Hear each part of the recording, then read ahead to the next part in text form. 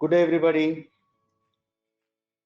Welcome to our second webinar series of value engineering.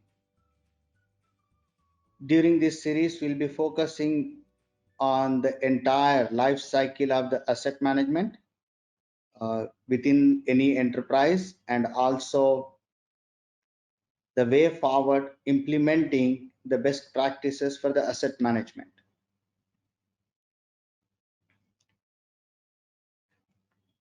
Now, this series will be driven by Mr. Ram Bhaskar, who is going to present the entire series, and myself, Imad Syed, and Mr. Vijay Kumar, we will be co-presenting as and when required. During the first series, we have mentioned that why we have taken the initiative to have the webinar series, because within the industry, whatever the industry has given to PiLog and whatever PiLog has given to the industry, this is also one of the times to join hands to be stronger together, because we need to thrive during this crisis. And the perspective of the value engineering is coming in because we would like to solve the problems that the industry is facing during the COVID times effectively from the earned value management perspective. That's the reason. So during today's session, we will go through the agenda. This is the agenda.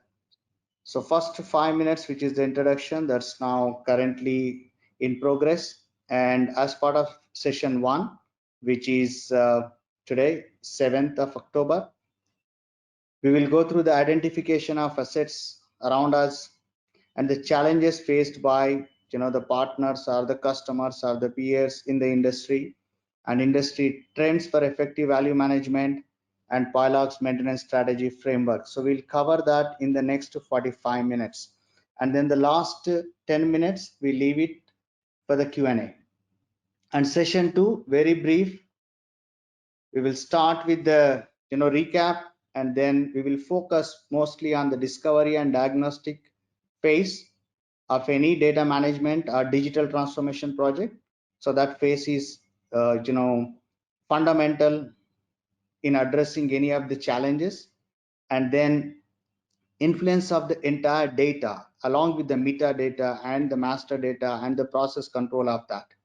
Then we will dive into all the core data objects of the enterprise asset management, such as the asset, equipment master, function locations, all the bill of materials, maintenance items, plans, frequencies of that, and so on and so forth. So that would be the session 2. And session 3, it would be more on the evolution and improvement or refinement of the maintenance strategies and the optimization of the plans and the schedules, and then also the entire roadmap around the RCM, reliability centered maintenance, and also we'll touch on the digital twins, which is also the trend now, and then a couple of customer success stories, and then we leave the Q&A. Now, during this webinar series, during the presentation, you can engage with us. We have panelists who would be able to answer any of the queries that you may have. And then post this, we will have a quick poll post the presentation, and a survey of 2 minutes would be sent to your email addresses. And that's where you can contact us, which is webinars@pilogroup.com. And then there is also a flyer under the handouts session. If you look at the section handouts, you can actually download the flyer, which is on the ALM, Asset Lifecycle Management. And apart from that, if you would like to watch it again or share it with your colleagues or any peers, you can contact us. And then you can also contact us for the discovery and the diagnostic phase. And there are a couple of reports published by Gartner that are available on pilogroup.com. One is the hype cycle for the data and analytics governance, and the second one is the voice of customer. So those two can be downloaded. Now, what are the takeaways? Takeaways are many, but this is the summary of it. So the entire asset performance and process maturity and industry trends, where the industry is going, what is the how is the effective management of the data and master and metadata, and how we can get to the analytics out of it, and then the roadmap for the continuous measurement, and also the last but not the least is the end value management, along with augmented with the digital business transformation. So those are the trends. Now let me start quickly with the again little bit of the background on it. Industry 4.0, where everybody is talking about smart enterprise, smart manufacturing, everything smart. But what is smart in it is the data. If the data is not matured enough, if the data is not qualitative enough, quantitative enough, then the smartness would not work. So that's why the entire industry 4.0 revolution is around the data, because most of the things that are triggering these events are data driven events.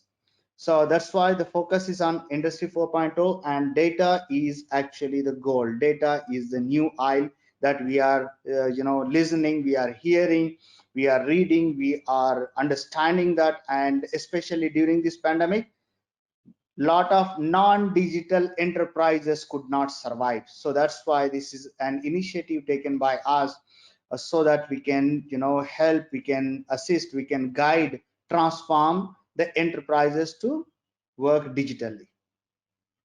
Now, if we look at the data and analytics trends, and this is on the CIO's agenda, and this is on the CIO's KPIs and the KRS, is that they need to look at the data and analytics solution.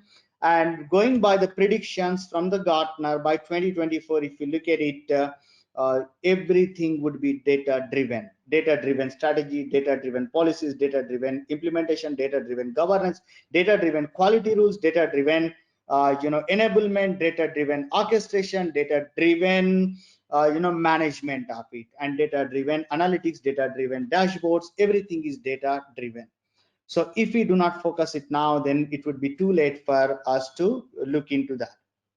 And if you look at the anatomy of enterprise data, there are various data objects. This is again a repetitive from the previous webinar, because not many understands what kind of data an enterprise carries, what kind of data an enterprise manages it. So it's the master data, metadata, transaction data, analytical and unstructured data. And we are discussing most of these different types or the categories of the data going forward in our webinar series. So over to Ram.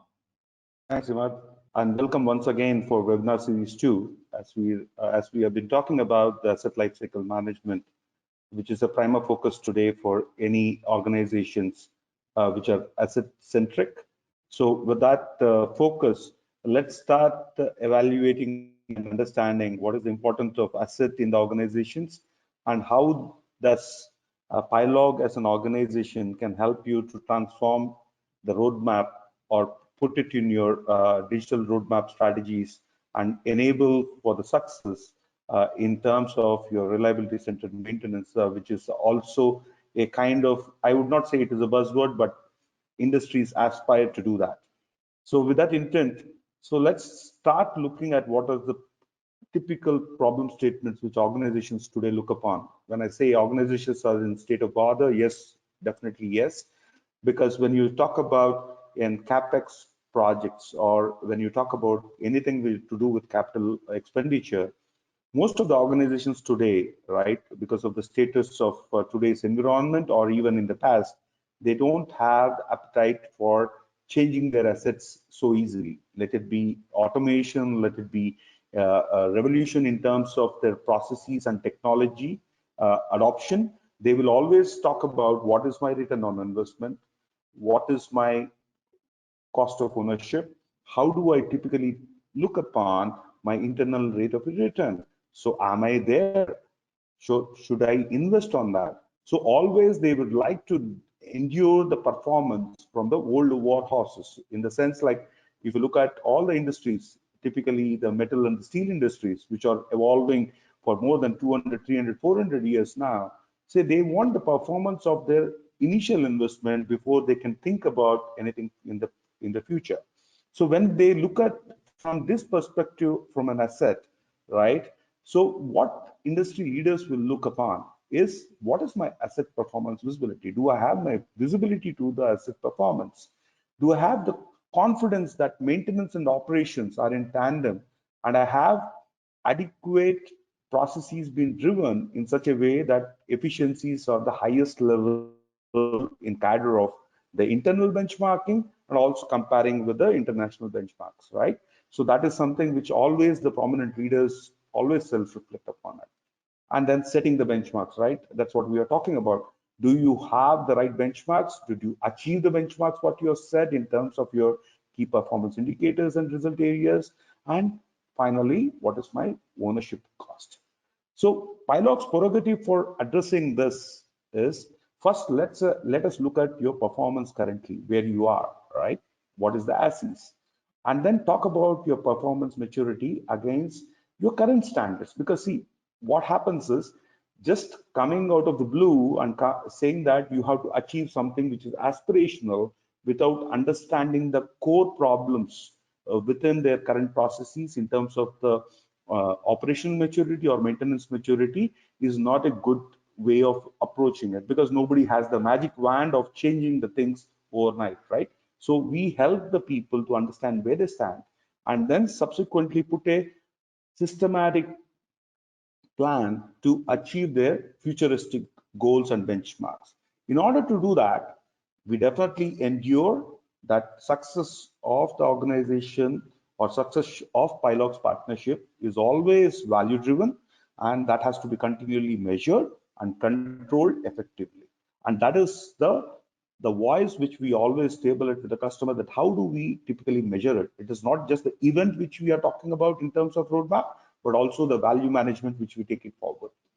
So with this intent, right? So let's look at how do you look at assets, right? In terms of organizations, there are various classifications of assets, which are tangible, intangible, and various forms of assets, right? Which we talk about. There are financial assets, operating assets, non-operating assets. All this has a specific visibility in the organization, the way the organizations look at it. But a high level in generic, right? When you look at tangible assets, we say that yes, it has an economic value, something which can be felt, like you can feel it, touch it, and you can say that yes, it has a physical existence. We call it as a tangible assets, and these tangible assets definitely have a depreciation depending upon the rule of the land, right? Depending upon the percentage of how you depreciate, and what you depreciate is typically looked upon from an organization to organization and region to region perspective.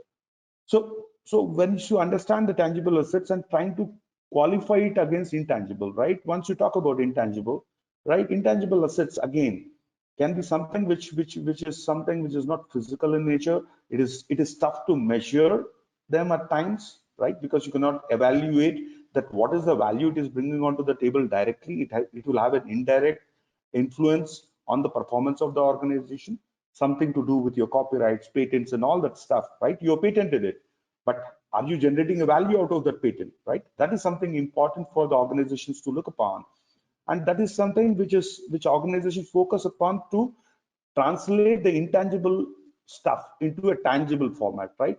So how do I typically keep on converting and adding value to my tangible performance of assets?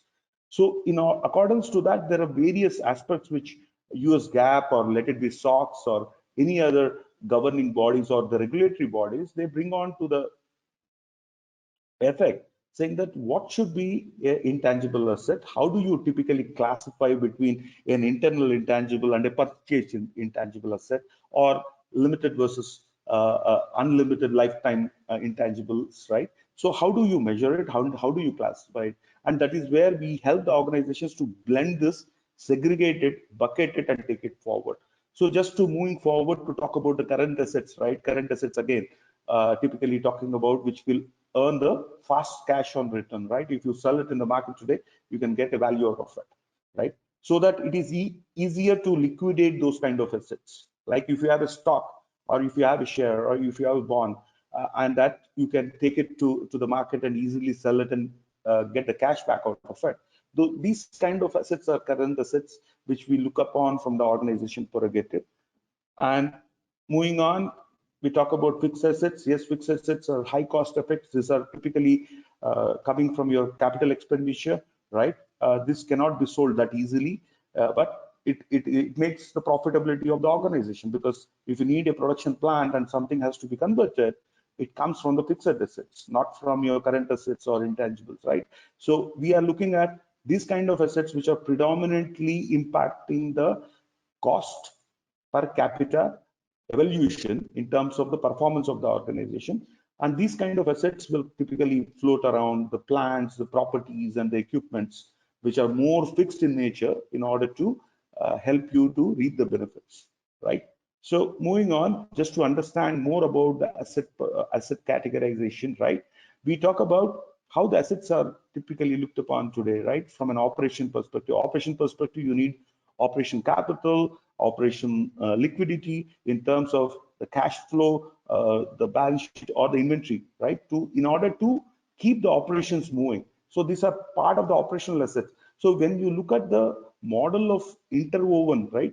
So these typically club over each other. Some assets fall into either operational assets, and also there can be something to do with the tangible asset, or intangible asset will have a flavor of the financial impact. So these things are bundled together. It looks like a jumbled box, but we help the organizations to easily identify and organize it for future processing. So, sorry.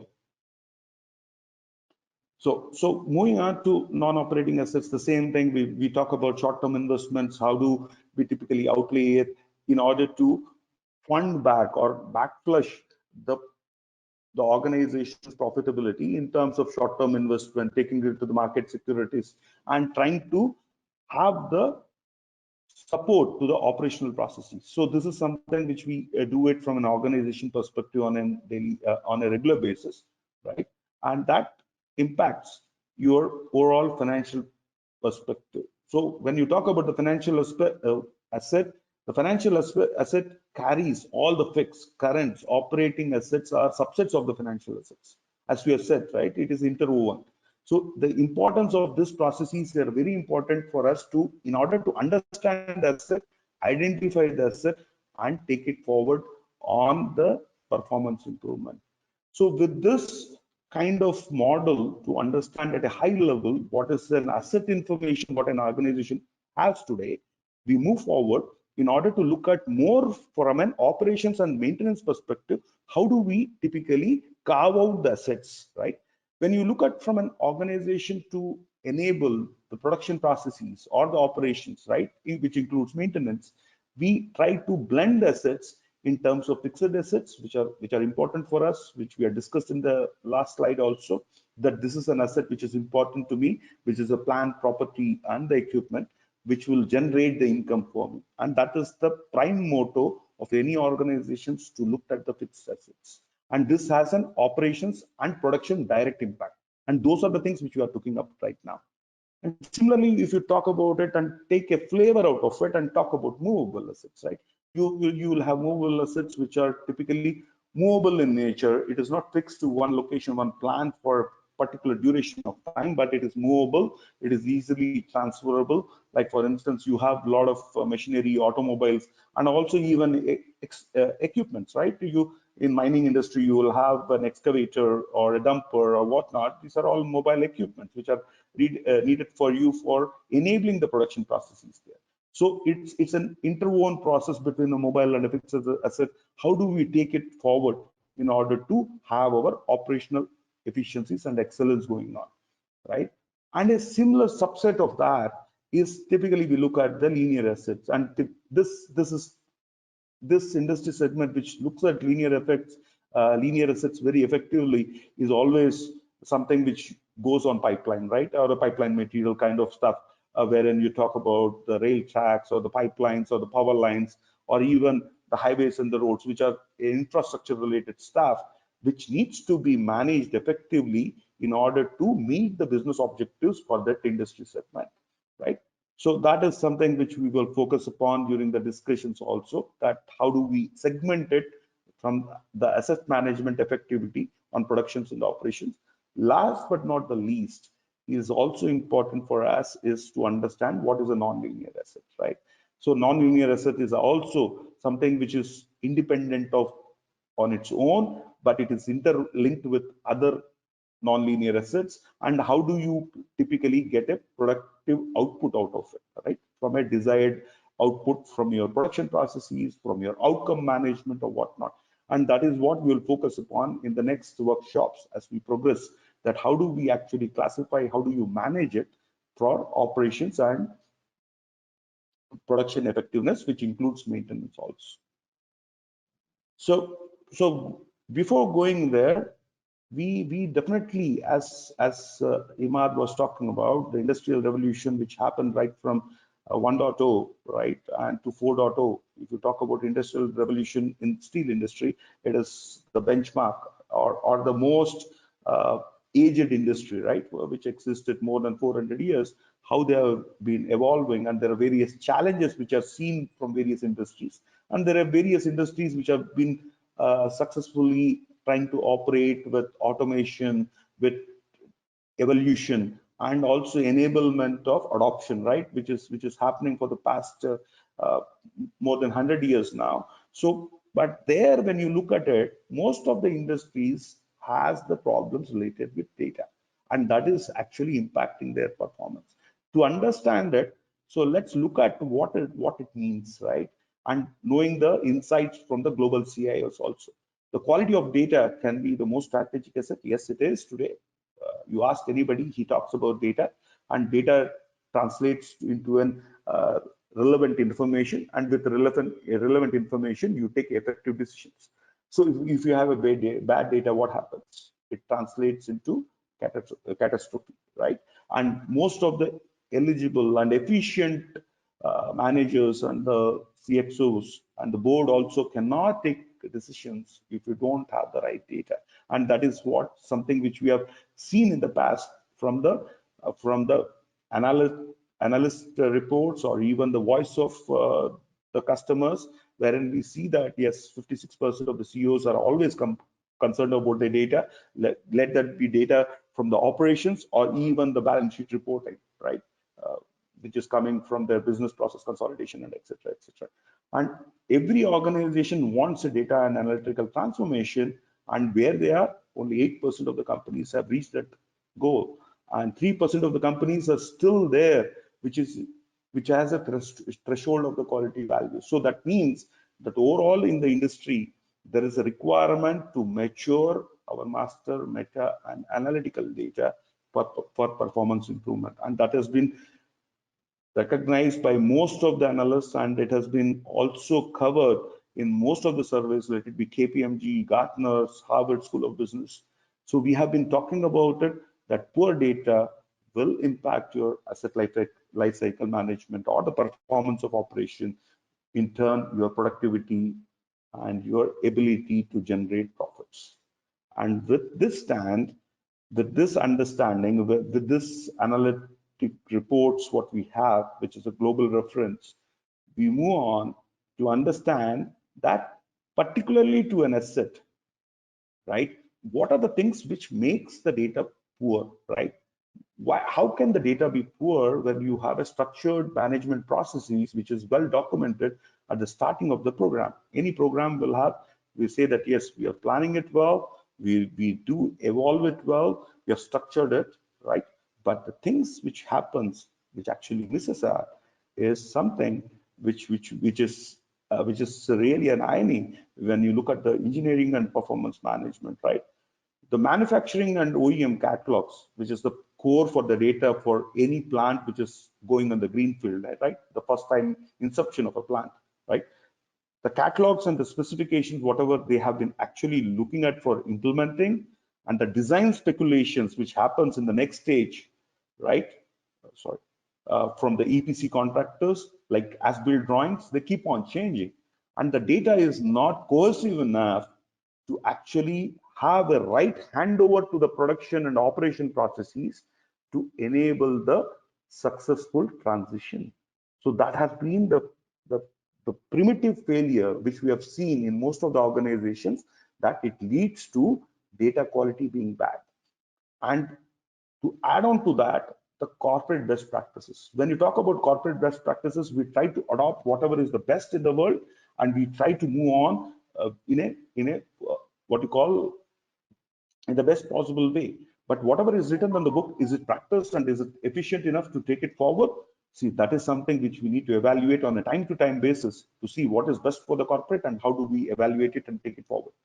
And then you have third-party data supplies, wherein there is no connect between how the third party operates with EPC and the OEMs, right? And that has been always a synergy, how to manage the SLAs and the OLAs also when they work in tandem. And then there is a regulatory requirement, and the regulatory requirement, if you don't fulfill the needs in terms of the data and to do an effective process control from a regulatory data control, right, that is impacting the processes very bad. And in fact, I've seen most of the organization ending up paying a lot of fines and other obligations to the socio-economic world and also to the governments, right? And then the change management, right? How do I trigger the change management within the organization? How do I enable it? During the change management, it is also important to understand what does my subject matter experts talk about internally. Are they qualified enough? Are they looking at all the processes and enabling it for my system performance and betterment? And this is also data related, because they don't have the adequate data to really do the right root cause, right risk analysis in order to come forward with adequate solutions. Because it cannot be, they say it, right? It cannot be a bandage or bandage or bandage. You have to have an appropriate solution with right knowledge of subject matter experts influencing the change management for organization growth. And this is very critical for us to enable it. And we understand as business, we understand as an organization how important is it, and we enable it for the organization performance. Similarly, we go on from the contractors and service providers on an ongoing maintenance. Basically, we talk about co-source, in-source, and outsource. How do we enable it and take it forward? So what is the best model for us? So these are the things from a data perspective, when we don't get it right, from your various collaboration frameworks, what we have, which we will discuss in the next slides, and take it forward. Then the important thing is whether my data is really governed well, to have the real rules for managing the data, which in turn impacts my business process controls, right, through your master and metadata and analytics. And this has been the show, and this is an analytic output which is coming from various studies, that we have seen that 54% of the organizations doesn't have the right data in terms of the data quality analysis, because they don't have the right data. And the data which is considered unusable is still existing on their ERP applications or their decision-making systems, right? Which is really bad for great performers also to underperform. So in order to do that, when you do that, we end up in capital projects getting delayed because of all these reasons which we have discussed. This end up in increased health and safety risks, because the health and the safety hazards are more, because we are doing the patch-up work which are without complying to the standards. And finally, there's a decreased profitability, because this will impact and eat away our profitability, right? These are the challenges. Now, looking at all these challenges related with assets, equipments, and the performance of that, right? So we do have a model to look at how do we evolve from an PiLog perspective, that what should be my strategy framework. So before going into a proper strategy framework, we understand and try to evaluate what are the interlinked processes. Let it be source to pay, plan to produce, or plan to inventory, record to report, or partner collaboration, and so more, and quality management even, which is baked into all these processes to make your organization asset management world class. How do we enable it? So this is not a big thing, but this has been evolving in terms of how do we manage it effectively. It starts right from your design collaboration. The design collaboration is when the EPC vendors and your OEMs come together and try to hand over something to you. Do you have the right information, right? Do you take over the right information, right procedures, right training from them before you actually hand over to production or operations from an asset perspective? Do you have the right documents coming in? Is it been properly indexed? Is it properly linked with the same asset? Or there is a change management also which plays a great role, because engineering change management and operation excellence is always linked with the initial set of data, right? Let it be for brownfield or greenfield. So that is something which is important. And to manage the plant effectively, it is also important to know your lifetime space. Sometimes somebody says that I need only the operational space. I am not worried about my what you call lifetime space. So how do you know about it? Should I follow the thumb of the rule that if it is a greenfield, I will take the OEM recommendations vis-a-vis, I will have a spare part interchangeability records happening post the warranty or the guarantee period? How do you manage it? So these are the things which comes in, and we actually evolve for the spare parts management, which is going to be the cost imperative for your inventory as well as your processes in the short term and the long term. So that is where we also come in and pitch in and help you to define that. Once you have all this initial set of information available, it is important to understand what is your directives for the organization, how the business objectives are translated into organization objectives, and how that is translated into benchmark standards and metrics which can be measured, which can be controlled and effectively reported back for corrective progressive management. So these are important. Having said that, it is also important for us to understand the standards which needs to be applied for my operations. Do I have the right standards in terms of my maintenance and operation? Do I have the right procedures? It is documented. Is the training imparted to the guys to follow that strictly? What is the judicial management of it, right? How do I control it? So these are the things which will come in the industry standards and procedures, which are very, very important for planning, right? If your planning is done, by this stage, we have done 50% of the job, because if you have done the planning effectively, 50% of your job is done. Then subsequently moving on is how do we actually do the planning and schedule, right? How do we typically manage your maintenance plans? How do you manage which are the maintenance items? What are run to fail, right? What is my appetite for replacement? These all things will come into your planning from your all the insights what you have gathered in terms of your operational management and the strategies around it. So we talk about it and we ensure that you have the right tasks, the right frequencies, the right schedules, and the right resourcing also. Because without right resourcing, you cannot enable the performance. And once you do that, then you constantly measure the performance, you report it on a regular basis, and it is being taken into the next steps of continual improvement. When I say continual improvement, it is basically talking about the continuous measures of predictive and preventive corrections, right? Doing the right analysis at the right time on the right set of equipment, or the group of equipments, having the right maintenance audits and reporting, and how do I improve the process overall? And this goes into a vicious circle. And this is something which we preach, this is something which we preach to all of our customers on a regular basis. And then our solutions are modular depending upon the maturity of their organization. So with that, having said that, let me move on quickly in the interest of time to look upon, right, how do these processes connect from a master metadata and process execution perspective, which will definitely have the impact and implications not only on the performance, but directly to the cost of operations and in turn the profitability. You can see the list of master data. I'll not go through the slide in detail because most of it is self-explanatory, that for a set of business processes, what are the key master data elements which are in tandem, which are in common, right? Let it be for source to pay, material masters, vendors, catalogs, or you talk about plant to inventory, material master, spills and catalogs, and so on and so forth. So these are all the key master data. This is not a restricted master data list. There will be more master data which will coming in depending on what type of manufacturing entity you have, what kind of service entity you have, right? Discrete to continuous manufacturing, these parameters will change. right? In terms of servicing also, if you're talking about internal customer service to an external customer service, and then also doing some kind of formulation for as an external service agent, right? So these data elements and the metadata linked to it will keep on changing. So these are the high level insights about how this industry looks upon the impact of asset lifecycle management across various business processes.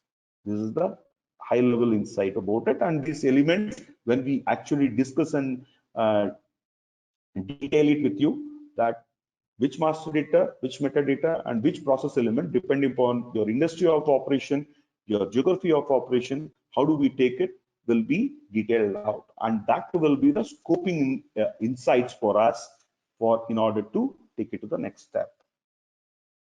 Okay, so just moving on, how do we actually do it? Because this is a whole journey, right?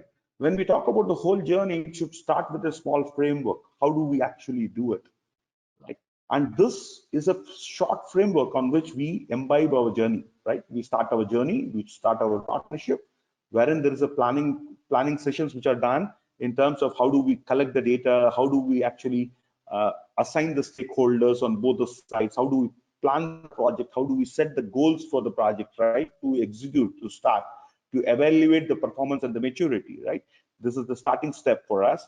And then we get into the appreciation workshops with them to understand their problem statements, replay our understanding, coming back with the industry benchmarks, and how do we actually try to formulate something which will be very lucrative for them, not just for this exercise, but the futuristic journey for them to excel in maintenance excellence or making it really asset life cycle world class, right? So based on that, we try to come up with some analysis, some hypothesis as well, because hypothesis, why I say, because a lot of insights may be unknown because of the stakeholders participation and involvement. We try to bring in the best practices. At the same time, their industry current challenges also are taken into consideration to really blend that and to make a tailor-made approach for them as part of the roadmap as the next steps, which can translate not just to the business process, not just to the master data, but we also go into the deep level in terms of, do you have the right tools, do you have the right applications, and do you have the right ERP road mapping strategy also to onboard these processes to make it more system driven rather than having a dependency of human controls, right? That's where we talk about application portfolio rationalization, ERP roadmap, and so on and so forth. So this typically is the high level stuff which we are trying to articulate. What we have discussed is portrayed here again, that what will be the flow of work, right from the team onboarding to the final planning, right? And how do we take about with the next steps? And this gives us the final output of this small exercise, which typically spreads across around 4 to 6 weeks or 8 weeks, depending upon the organization size and capability and the requirement, right? So we take it forward in terms of setting the framework. This is not the overall framework. This is the gamut of how do we start the exercise, right, for operational excellence. Now, having said that, we move forward to look upon the overall life cycle of your asset performance. When you look at the overall life cycle of asset performance, right, we start right from once the inception happens to your production, right? That means once the production hands over or takes over from the EPC vendors or the OEM vendors, whatever you talk about, we try to understand how do I define the criticality of the equipment or an asset which is there in terms of your operational performance, in terms of your production related requirements, depending upon how much redundancy they have on the site, what is the cost, what is the impact of the downtime, and all that stuff. If it is a green field, there are certain benchmarks with which we go. If it is brownfield, we do the data crunching of the existing data and try to define something on the criticality ranking of a particular asset or an equipment in focus, right? We talk about how do we measure it and what kind of scale should come in ABC classifications and take it forward from there. So that is again a part of the journey of your maintenance strategy framework to initially talk about categorization of the equipments, classification of the equipments, and finding the criticality ranking out of it. During that process, it is always important for maintenance processes to look at what is your maintenance history. And the maintenance history, if it is a brown field, you get it from the systems.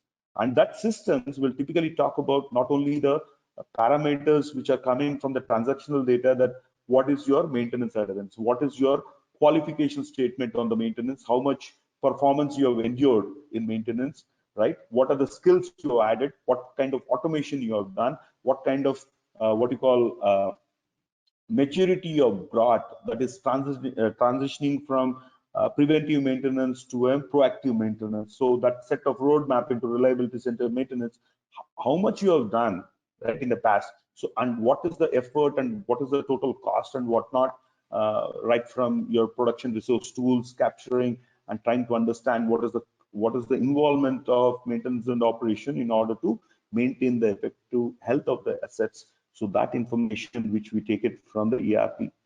At the same time, it is also important to understand that whatever the changes you are talking about the maintenance, is it really coming from the design and the supply chain collaboration, right?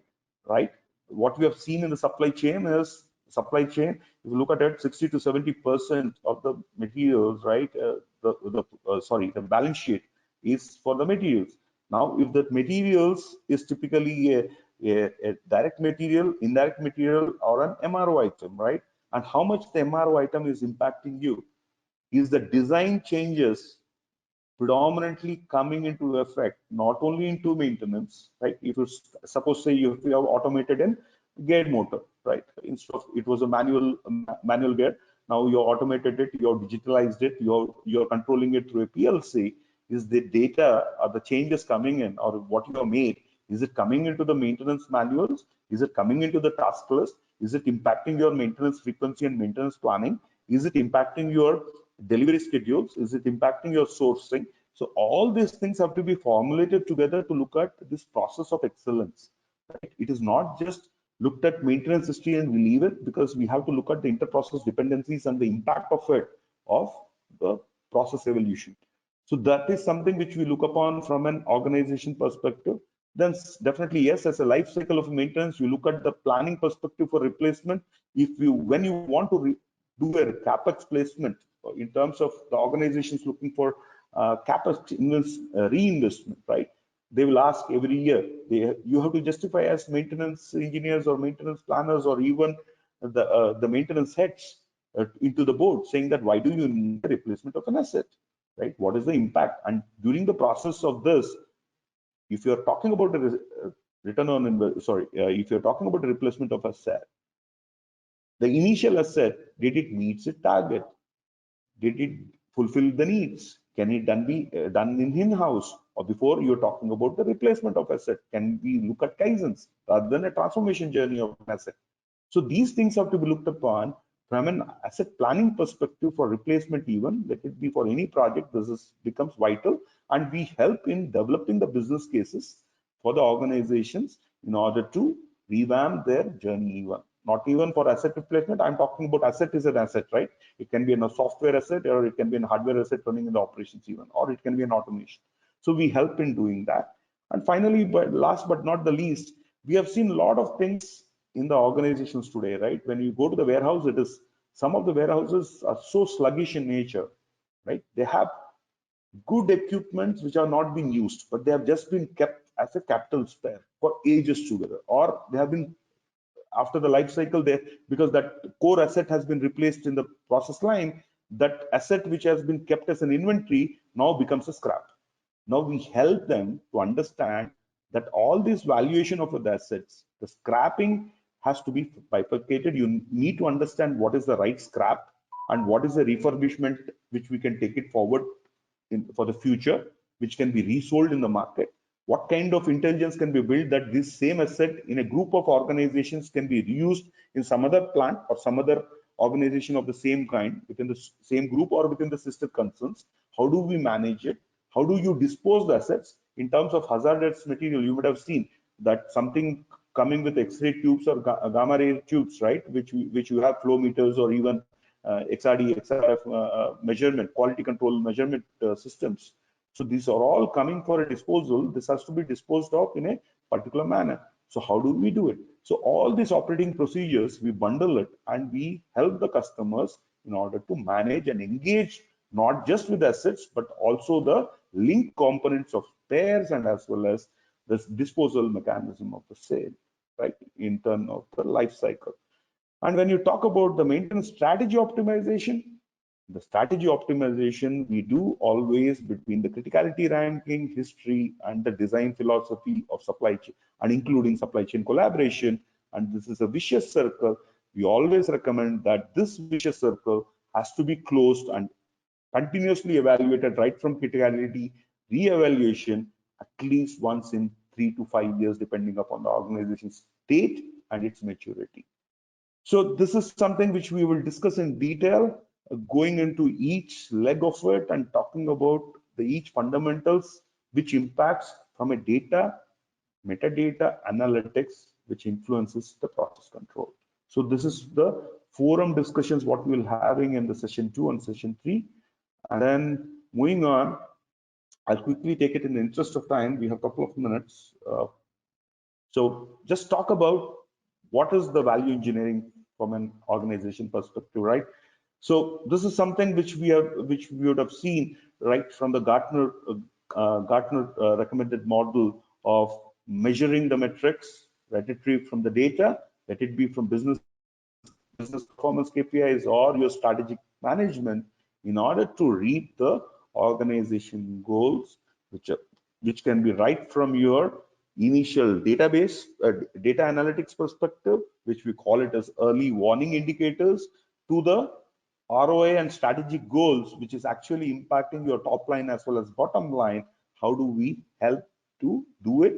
Just by augmenting our KPI controls on the lowest level on the business data and metrics, formulating the right processes to control your business KPIs, which in turn translates to your business outcome management. And this is what we talk about from a value engineering and value management perspective.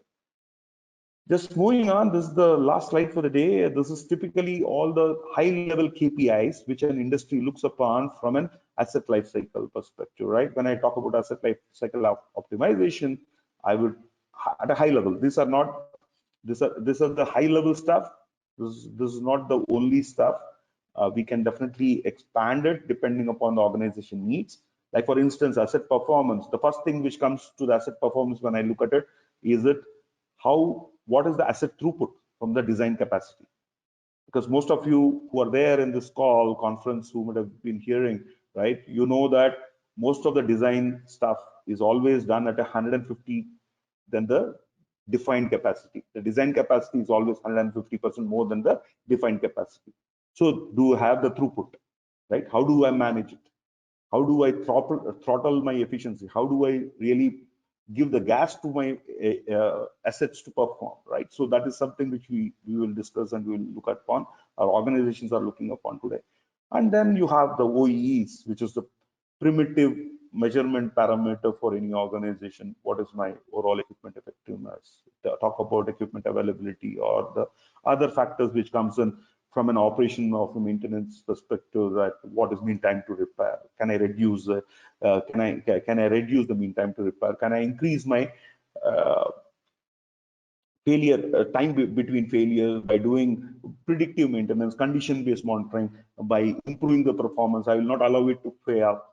So those kind of stuff will come in. So these are the KPIs which will typically evolve, and we need to meet the standards. And for meeting these KPIs, there will be various operational changes and modifications, or I would say kaizens, which needs to be brought in, right, through innovation cycle journey. So that is something which we will discuss in the session 2 and session 3, and then we will have focused operational improvements. So how can I improve my cost of operations, reduce my maintenance cost, reduce my spare holding cost, and also adherence to my standards policies, and how the industry benchmarks are. With the industry benchmarks, we'll talk about where is your current level of maturity, and talk about how do you can look upon aspiration through a progressive journey, right? So there will be a stage gate journey in order to achieve it, with least investment, right? That is most important. Whenever we talk about the journey for doing the aspirational changes, we always talk about the business case, the return on investment with minimal investment, wherein the low-hanging fruits can be achieved by the organization on an ongoing basis. So with this, and also last but not the least, we have the governance and master data quality stuff also, which is which always looked upon the data quality, the data performance, how it can be controlled. Having said that, this is my last slide for today, and I now am open for questions. Thank you very much, Ram. While we are waiting for some of the questions, let's also run quickly the poll. And while we are running this simultaneously, just around the KPIs and the KRS, would you like to elaborate something more there? How the industries are really striving to achieve that?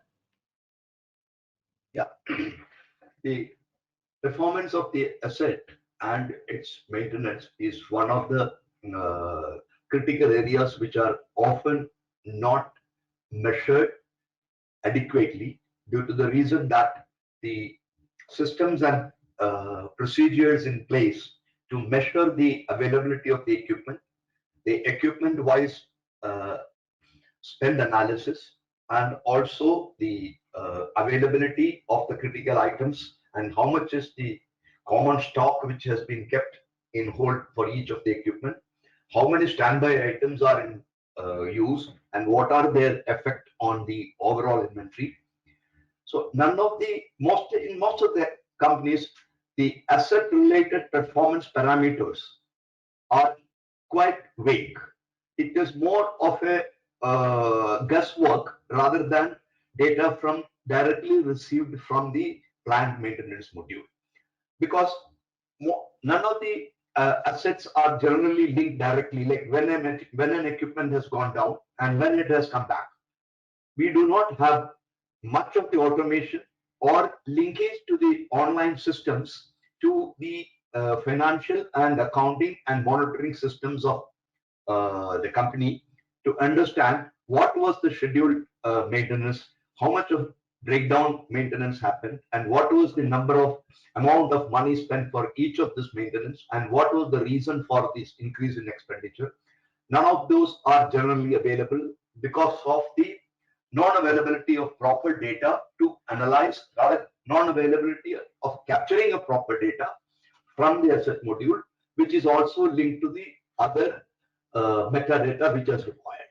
So this is one area which I would say that which requires an immediate attention by all companies so that we can improve our asset life cycle. Plus, we also have the visibility on the spend analysis, and another thing is visibility on the availability of the equipment and the schedule by which it is to be maintained.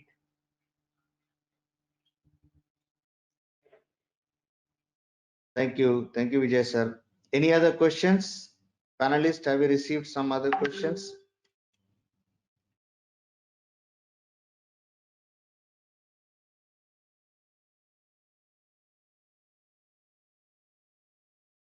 Yes, Imad, received and answered already. Okay, excellent. And if there are any other questions that you would like other audience to also listen to, kindly you can repeat that. From this one question, all these processes as well as the strategies, are they dependent on any platform or technology? No, they are not. They're platform independent.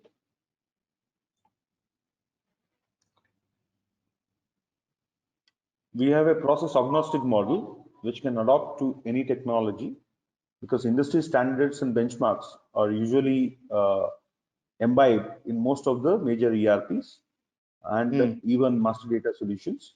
So our process is to enable the success of the organizations with proper master and metadata controls, which will help in business process augmentation and also right decision making through analytics, predictive analytics. Okay, thank you. Ram, another question is that how dynamically the processes have changed in the last decade in terms of the enterprise asset management. As I said, and as you are also referring to, the industrial revolution or the Gen Next, right, from the performance from 1.0 to 4.0 and beyond, right? There are a lot of automation coming in. There are a lot of automation coming in order to improve the performance, in order to reflect the performance on a real-time basis. And to capture the data, the right data from the transactions, it is important to have the right master data to influence the right controls so that they can take the effective decision making. So that has been actually translated in your machine learning, artificial intelligence, and robotics, which we can see it now happening in industries, and for which data is primitive. Okay. Thank you. If you don't have any further questions, thank you very much for attending this first part of the webinar series on the asset lifecycle management. And then we'll see you next week. Thank you very much.